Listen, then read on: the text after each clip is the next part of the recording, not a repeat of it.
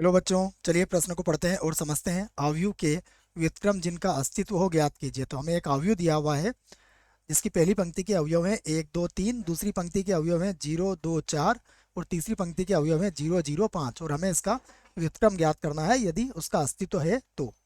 प्रश्न को हल करने से पहले हम प्रश्न के लिए मुख्य अवधारणा लिख लेते हैं। तो प्रश्न की मुख्य अवधारणा जिसकी सहायता से हम इस प्रश्न को हल करेंगे। मुख्य अवधारणा में हम ए का व्युत्क्रम ज्ञात करने का सूत्र लिखेंगे और उसी की सहायता से इस प्रश्न को हल भी करेंगे। तो यदि हमें कोई आव्यूह ए दिया जाता है तो उसका जो व्युत्क्रम होता है उसको हम ए का व्युत्क्रम कहेंगे और इसका सूत्र होता है 1/सारणिक ए गुणा एडजॉइंट ए। और जहां सारणिक ए का मान 0 के बराबर नहीं होगा, यदि 0 के बराबर होगा तो फिर उसका अस्तित्व नहीं होगा। हमें जो आव्यूह दिया हुआ है हम इस आव्यूह को ए के बराबर मान लेते हैं। तो माना माना हमारा जो आव्यूह है वो ए के बराबर है। तो ए बराबर हो जाएगा 1 2 3, उसके बाद 0 2 4, उसके बाद 0 0 और 5। ये हमारा अवयव ए हो गया। अब हम सबसे पहले क्या करेंगे, इसका सारणिक ज्ञात करेंगे। यदि इसका सारणिक का मान 0 हुआ तो फिर इसका अस्तित्व नहीं होगा। तो मैं पहले इसका सारणिक हल कर लेता हूँ। 1 2 3, उसके बाद 0 2 4, 0 0 5 और पहली पंक्ति की सहायता से हम इसका सारणिक हल कर लेंगे। तो ये होगा बराबर, सबसे पहले अगर हम एक की सहायता से इसको एक लिखें तो एक की सीध में पंक्ति और स्तंभ को हटा लेंगे। तो जब एक की सीध में पंक्ति और स्तंभ हटेगा तो यहाँ कितना होगा, 5 का 2 से गुणा करोगे तो 10 और माइनस हो जाएगा 0। और उसके बाद यदि हम इसको पंक्ति की जगह इसका किससे कर लें, C1 से ही प्रसरण कर ले बच्चों, C1 से प्रसरण कर लें तो ये और आसान हो जाएगा। देखो R1 की जगह यदि C1 से प्रसरण करें तो 2 जीरो इसमें है ही हमारे पास, तो ये -0 +0 इसको लिखने की आवश्यकता है ही नहीं। इसका अर्थ यह हुआ कि ये 10 मिल गया हमें और 10 जो है वो 0 के बराबर नहीं है। इसलिए इसलिए आप क्या कह सकते हो कि ए के व्युत्क्रम का अस्तित्व होगा, अस्तित्व होगा। अब यदि अस्तित्व होगा तो हमें क्या निकालना पड़ेगा, इसका एडजॉइंट निकालना पड़ेगा। तो अब हम इसका एडजॉइंट निकालते हैं जिसे सहखंडज कहेंगे हम। तो सहखंडज के लिए देखिए हमें क्या क्या करना पड़ेगा, यहाँ पर लिख देता हूँ मैं। सहखंडज के लिए हमें पहले सहखंड निकालना पड़ेगा। A 1 1 यहाँ पर लिख देता हूँ मैं। A 1 2 यहाँ पर लिख लेते हैं हम। A 1 3 उसके बाद यहाँ पर लिख लेते हैं हम A 2 1। इनके मान एक साथ निकाल लेंगे बच्चों। A 2 2 उसके बाद A 2 3 उसके बाद A 3 1 भी निकालना पड़ेगा हमें। A 3 1 A 3 2 और यहाँ पर हो जाएगा A 3 3। अब हमें पता है यहाँ पर अगर 1 और 1 2 सम संख्या है तो प्लस का चिन्ह आएगा, इसको लिखने की आवश्यकता नहीं है। यहाँ पर देखिए 2 और 1 3 विषम संख्या होगी तो माइनस लगाना पड़ेगा। 3 और 1 4 होगा, प्लस का चिन्ह आएगा। 1 और 2 3 माइनस का चिन्ह आएगा। 2 और 2 4 प्लस का चिन्ह आएगा। 3 और 2 5 विषम संख्या है तो माइनस लगाना पड़ेगा। यहाँ देखिए 1 और 3 4 सम संख्या है, प्लस का चिन्ह आएगा। 2 और 3 5 विषम संख्या है, माइनस का चिन्ह आएगा। 3 और 3 6 प्लस का चिन्ह आएगा।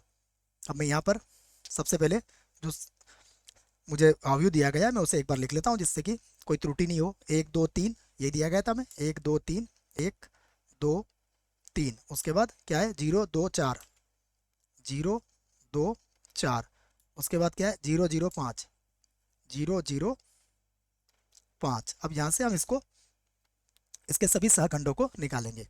देखो A 1 का अर्थ क्या होता है, पहली पंक्ति और पहला स्तंभ हटा देंगे तो ये हो जाएगा 10 और माइनस का 0 हो जाएगा, अर्थात ये कितना मिल गया हमें, 10 मिल गया।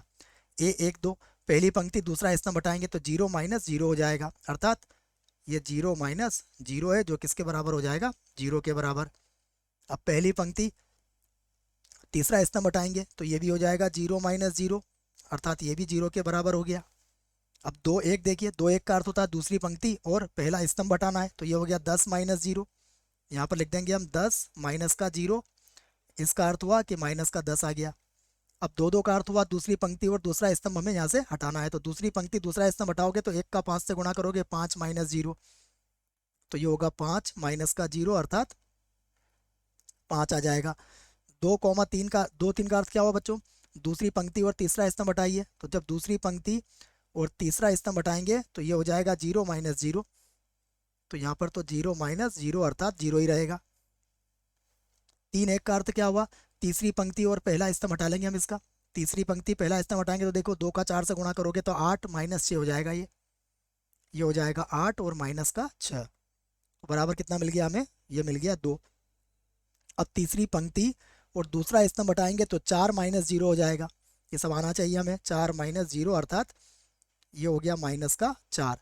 3 3 में तीसरी पंक्ति और तीसरा स्तंभ हटाएंगे तो ये 2 माइनस 0 हो जाएगा, 2 माइनस का 0 अर्थात हमें क्या मिल गया, यहाँ पर 2 मिल गया।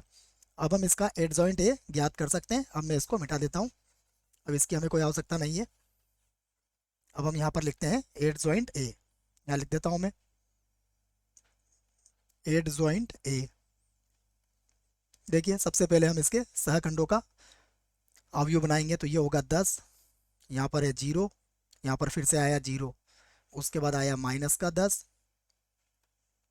5 0, उसके बाद है 2 माइनस का 4 और प्लस का 2, और इसका क्या लेना पड़ेगा हमें, परिवर्त। अब इसका परिवर्त हमने ले लिया तो ये पंक्ति कॉलम बन जाएगा या पंक्ति स्तंभ बन जाएगा, स्तंभ पंक्ति बन जाएगा, तो ये हो जाएगा 10 0 0, ये होगा माइनस का 10, उसके बाद 5 और ये हो जाएगा 0, उसके बाद यहाँ होगा 2 माइनस का 4 और यहाँ आ जाएगा 2। तो ये हमने एडजॉइंट निकाल लिया है। अब हम ए इनवर्स ज्ञात कर सकते हैं, तो यहाँ पर लिख देता हूँ मैं, अब सूत्र मुझे याद है ए इनवर्स ज्ञात करने का। तो हम जानते हैं ए का व्युत्क्रम बराबर क्या होता है, बराबर होता है 1 बटा ए का सारणिक और एडजॉइंट ए, यही सूत्र आपको लिखवाया।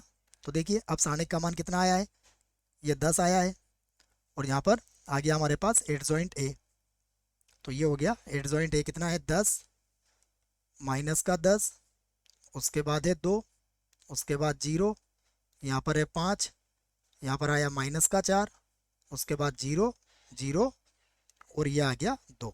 चाहे तो हम 10 का भाग सभी में लगा के और इसका उत्तर दे सकते हैं, तो मैं सभी में 10 का भाग लगा देता हूँ। देखो तो 10 बटा 10 ये कितना हो जाएगा, ये हो जाएगा 1, ये इधर माइनस 10 बटा 10 ये हो जाएगा माइनस का 1, 2 बटा 10 को हम क्या लिखेंगे 1 बटा 5 लिख लेंगे, उसके बाद ये तो हो जाएगा 0, 5 बटा 10 अर्थात ये हो जाएगा 1 बटा 2 के बराबर, माइनस का 4 बटा 10 तो ये माइनस का 2 बटा 5 हो जाएगा, तो माइनस का 2 और बटे में लिख देंगे 5, उसके बाद ये भी 0 होगा, ये भी 0 होगा, 2 बटा 10 को हम क्या लिख देंगे 1 बटा 5 लिख देंगे।